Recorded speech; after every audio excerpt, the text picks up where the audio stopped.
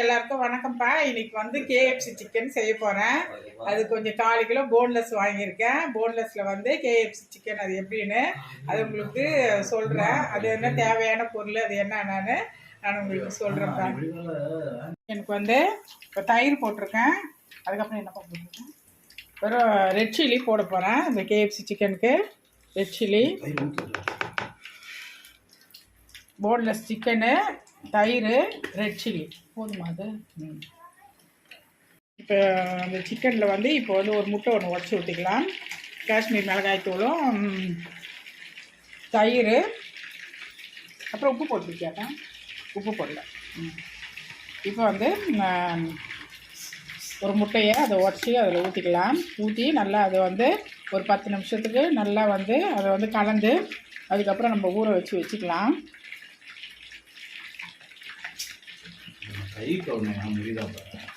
ஒரு நிமிஷம். இப்போ நல்லா கலந்து அது வந்து சிக்கனை வந்து நல்லா வந்து மேகினேட்டாக அதை நல்லா கலந்து விட்டு அது நல்லா ஊறட்டும். ஒரு 10 நிமிஷத்துக்கு ஊறினோன்னா அதுக்கப்புறம் நம்ம வந்து அது என்னென்னு எப்படின்ட்டு அது வந்து எப்படி கேஎஃப்சி சிக்கன் மாதிரியே நம்ம வறுக்கலாம். அதை சூப்பராக கேஎஃப்சி சிக்கனுக்கு இப்போ நம்ம இது வந்து ஃப்ரிட்ஜில் ஒரு 10 நிமிஷம் ஊற வச்சுட்டோம்.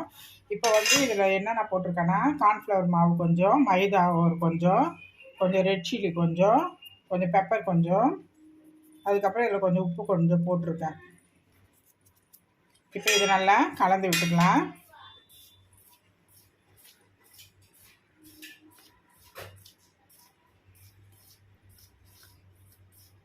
இப்போ இதில் நல்லா டிப் பண்ணிவிட்டு அதுக்கப்புறம் வந்துட்டு தண்ணியில் போட்டு திரும்ப நினச்சி நம்ம அது மாதிரி போட போகிறோம். இப்போ நான் அது ஃபுல்லாகவே அது கலந்து அது விட்டாச்சு. இப்போது தண்ணி எடுத்துக்கிட்டேன் ஒரு கிண்ணத்தில். இப்போ நல்லா கலந்தாச்சு. இப்போ நல்லா ஊறியும் நல்லா இருக்குது, சூப்பராக இருக்குது சிக்கன். இப்போது நல்லா ஊறி போன்லெஸ்ஸு நல்லா எலும்பு இல்லாதது எவ்வளோ சூப்பராக இருக்குது. நம்ம அதில் மாவில் டிப் பண்ணிவிட்டு திரும்ப தண்ணியில் போட்டுட்டு திரும்ப மாவில் போட்டுட்டு அதுக்கப்புறம் நம்ம பொரிச்சு எடுத்தோம்னா சூப்பராக வரும். கேஎஃப்சி சிக்கன் வரும். கை வாஷ் பண்ணிக்கலாம்.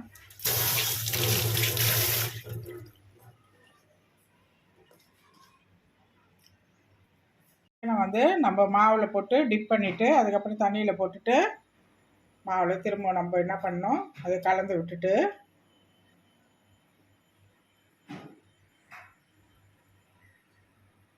இப்போ தண்ணியில் போட்டு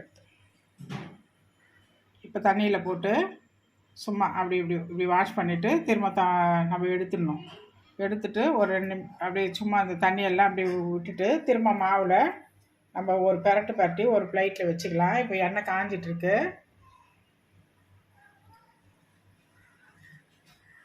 இப்போ இதே மாதிரி நம்ம பண்ணி அதுக்கப்புறம் போட்டு நம்ம எடுத்துக்கலாம். இப்போ ஒரு பிளேட்டில் எல்லாத்தையும் தனித்தனியாக எடுத்து வச்சுட்டு அதுக்கப்புறம் நம்ம போட்டு எண்ணெயில் போட்டு பொரிச்சு எடுத்துக்கலாம்.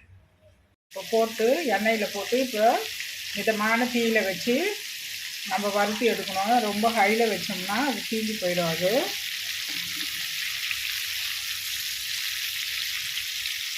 ஒரு 65 அது வந்து எடுத்துடுறேன். இப்போ மிதமான தீயில் வச்சு எடுக்கிற பாருங்கள், எப்படி எடுத்துப்பாங்க நல்லா கிறிஸ்பியாக எப்படி நல்லா சூப்பராக வந்து பாருங்கள். நம்ம ரொம்பவே திருப்பக்கூடாது. முன்னாடி வந்து ஒரு 2-5 நிமிஷம் விட்டுட்டு அதுக்கப்புறம் வந்துட்டு நம்ம அதுக்கப்புறம் திருப்பி நம்ம போட்டுக்கணும். இப்போ டிப் பண்ணி வச்சாச்சு. இப்போ மாவில் போட்டு டிப் பண்ணி தண்ணியில் போட்டு திரும்ப டிப் பண்ணிவிட்டு அப்படியே வச்சுட்டு இந்த மானத்தீயில் நம்ம ரெடி பண்ணி எடுத்துக்கலாம். இதில் வந்து டொமேட்டோ சாஸு அது என்ன இருக்கோ அது வச்சு நீங்கள் வீட்டில் சாப்பிட்லாம். சூப்பராக இருக்கும், டேஸ்ட் நல்லாயிருக்கும். எவ்வளோ ஸ்டைலிஷாக எப்படி வந்து பாருங்கள், நல்லா கிறிஸ்பியாக எப்படி எடுத்துப்பாங்க, நல்லா ஸ்பெஷல் எப்படி எடுத்துப்பாங்க. அவ்வளோதான். இதுதான் கேஎஃப்சி சிக்கனுக்கு வேறு ஒன்றும் பிரமாதமே கிடையாது. கொஞ்சம் பொறுமையாக இதை நம்ம வீட்டில் வந்து ஒரு எஃபெக்ட் போட்டு செய்யணும். நம்ம அடாவடியாக செஞ்சோம்னா ஆனால் செய்ய முடியாது. கொஞ்சம் பொறுமையாக இது செஞ்சோம்னா அதெல்லாம் சூப்பராக இருக்கும். இப்போ டிப் பண்ணி அதை ரெடி பண்ணி வச்சுட்டு வைக்கலாம். அது ஒன்று ஒன்றா போட்டு ஒரு ஈடாக நம்ம வறுத்து நம்ம எடுத்துக்கலாம்.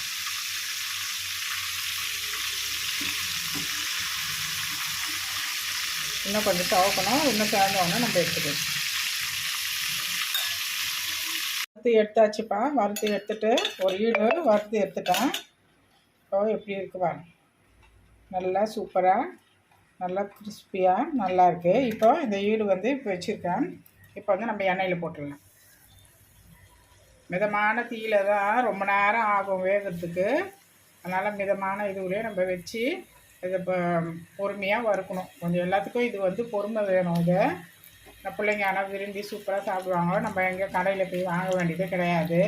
நம்ம வீட்டில் வந்து கொஞ்சம் சிரமம் கொடுத்து நம்ம செஞ்சு கொடுத்தோம்னா அவ்வளோ சூப்பராக சாப்பிடுவாங்க. இது 2வது ஈடு போட்டிருக்கிறேன். இப்போ வேகட்டும்.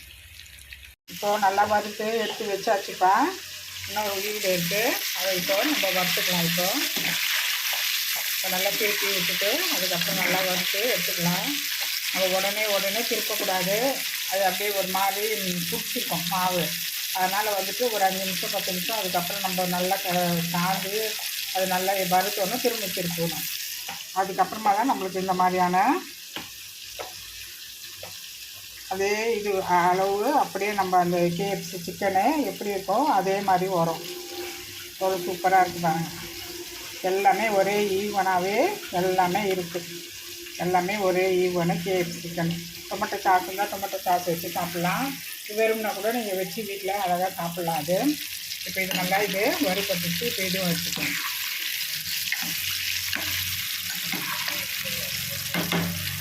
இது வீட்டில் செஞ்சு பாருங்கள். செஞ்சு பார்த்துட்டு அது எப்படின்னு சொல்லுங்கள். மறக்காமல் இதை வந்து எனக்கு வந்து சப்ஸ்கிரைப் பண்ணுங்கள். தேங்க்யூ, பாய். இன்றைக்கி சண்டேனால இன்றைக்கி வந்து வேறு செஞ்சு அதை நான் ஏற்கனவே போட்டுட்டேன் அந்த ரெசிபி. அதனால் நான் இன்றைக்கி போடல. வெறும் KFC சிக்கன் சாயந்தரம் வந்து ஸ்நாக்ஸ்னால் இந்த மாதிரி செஞ்சு சரி பையன் விருப்பப்பட்டான்ட்டு சரி கொடுக்கலாம் அப்படின்ட்டு இந்த மாதிரி செஞ்சுட்டேன் நான். இப்போ நல்லா வெந்துடுச்சு. இப்போது நல்லா செவந்து நல்லா கலர்ஃபுல்லாக ஆயிடுச்சுப்பாங்க. இப்போ நம்ம எடுத்துக்கணும்.